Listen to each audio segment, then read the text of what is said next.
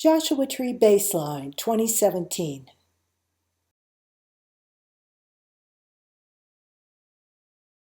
I'm Connie Barlow. I filmed this episode in a rather small area of Mojave National Preserve.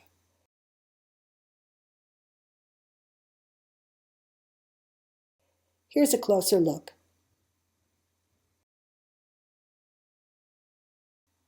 And an aerial view of that same desert area. The red star marks the exact location along the Cima Road where I filmed. Here's a closer look. My husband and I overnighted in our van, parked at White Cross World War I Memorial. The white in the picture is mostly bedrock formations with some dirt roads and informal parking areas. The biggest green vegetation splotches that you see here are juniper trees.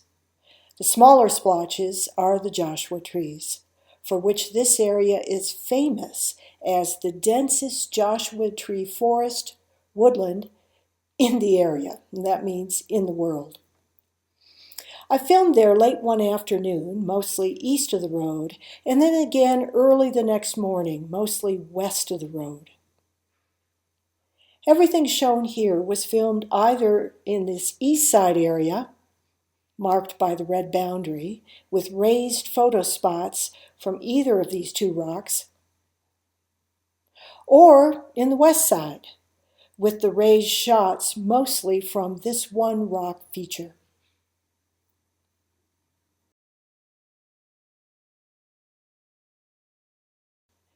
First, here's a 360-degree overview of the area.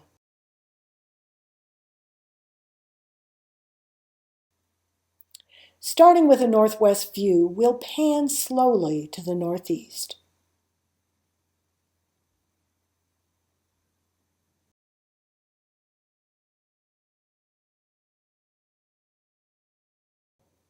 Here's a slightly higher view ranging to the northeast. Here you can see the density and vastness of the Joshua tree forest.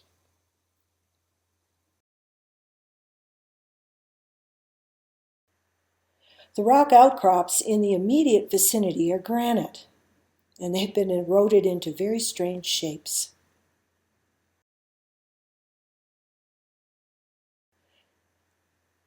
The camera swings due east with a view of Kessler Peak.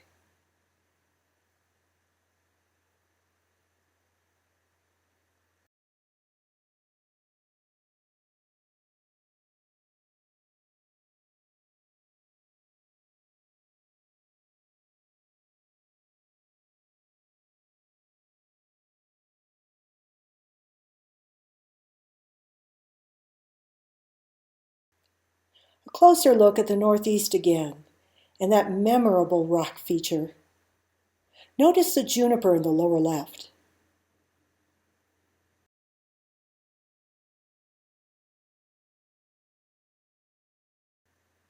And another view east, zooming in on the diversity of Joshua tree forms.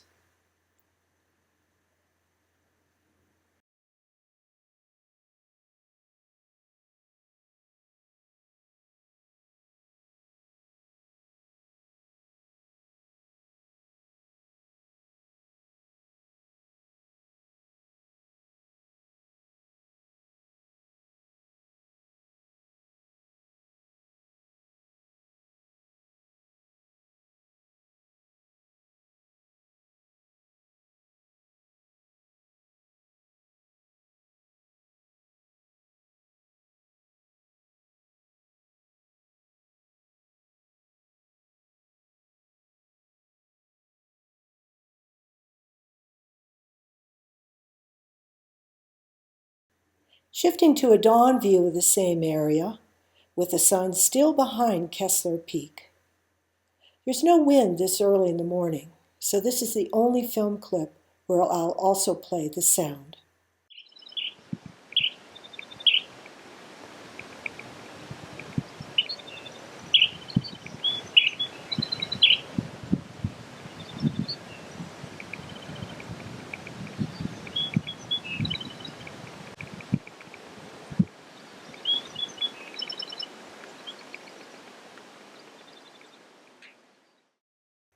Here's a telephoto of the northeast view again, very early in the morning.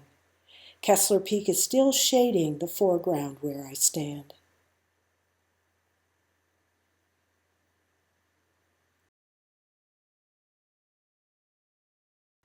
This is the only film I took looking south.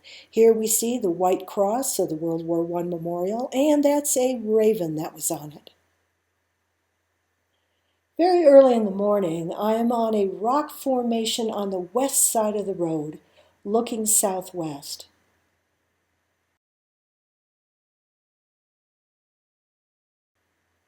That's Teutonia Peak. But this is as far off the road as I've ventured.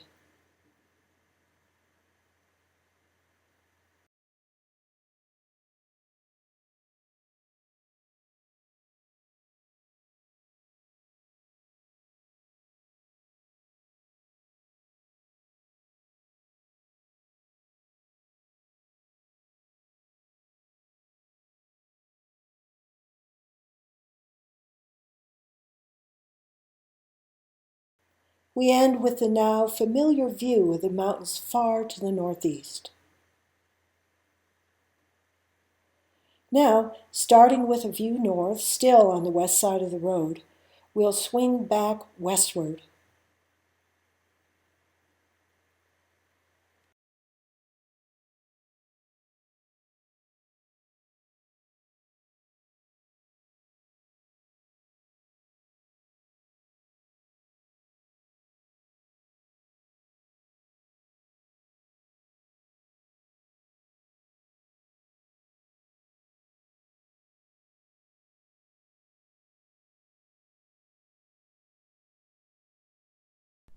For the rest of this video, I won't be mentioning any of the viewshed locations. Rather, we'll just be focusing on some of the features of the vegetation. Here, notice the prickly pear cactus, genus Opuntia. And also see the low shrub that's directly below the tall yucca. It's a cousin of the Joshua tree. Both are genus Yucca. Now we'll swing over and back to one of the very few Joshua trees that bore flower stalks this time of year. Again, this was April 4th and 5th. Apparently this one is post the flowering peak.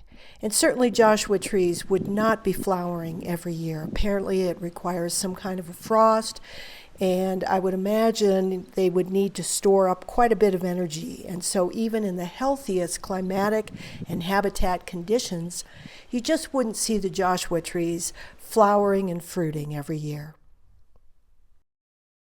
Here's a cluster of that same species of low shrubby yucca. Notice how much longer the leaves are than on the Joshua tree. And that's a juniper. Here, a small juniper surrounds a Joshua tree. To the left, we see an older juniper with a Joshua tree in front of it.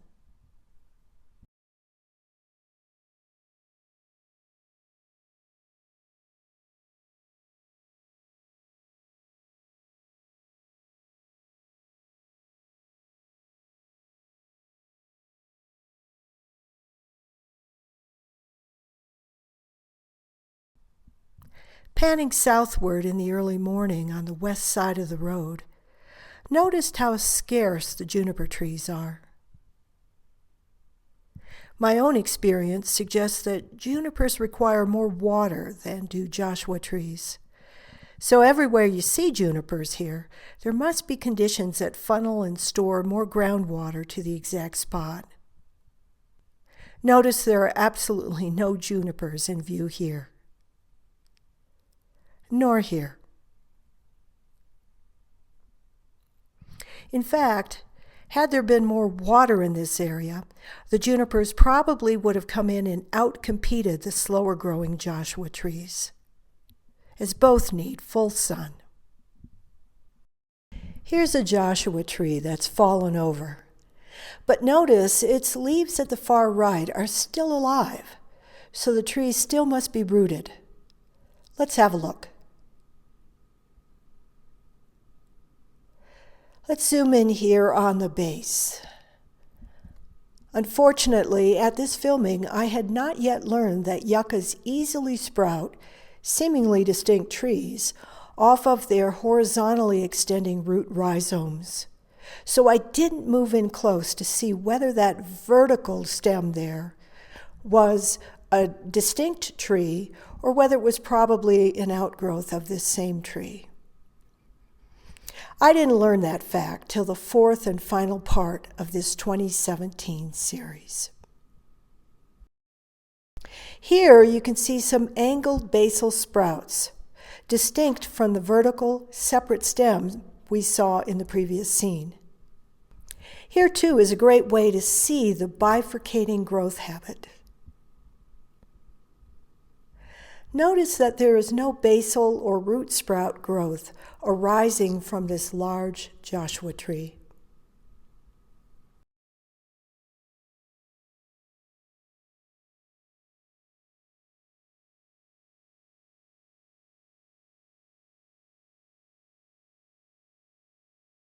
In hindsight, I suggest that this young tree probably did arise from the elder rootstock. The biggest Joshua tree of all had long been dead and down. Here's a view of the base. You can see it is not at all like a woody tree. In fact, its cousins are agaves and lilies. Here's a skeleton of a younger one. Here's another very tall Joshua tree.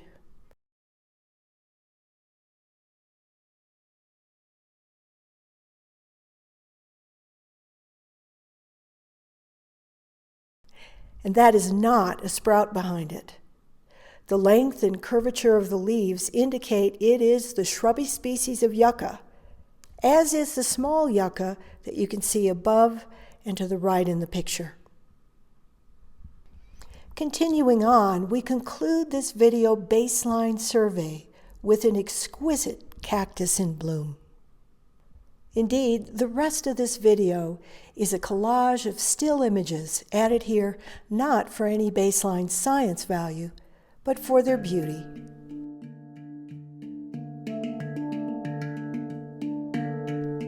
It's also a tribute to this Joshua tree forest and the American legacy of our national system of preserved parklands.